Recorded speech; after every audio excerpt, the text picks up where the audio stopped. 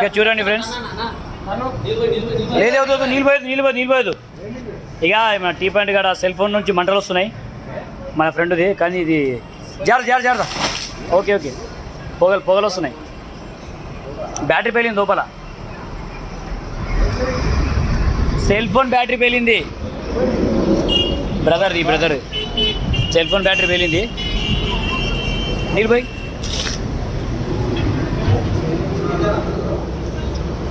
లోపల బ్యాటరీ పేలింది.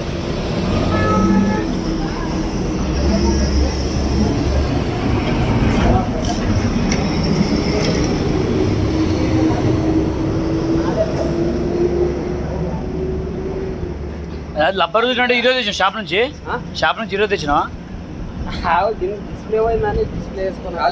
జాగ్రత్త చూసుకో, అది ఏం కాదు, పర్సు కదా అక్కడ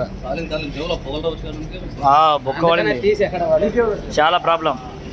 చూడండి సెల్ ఫోన్ పేలింది, జాగ్రత్త ఉండండి మీరు కూడా.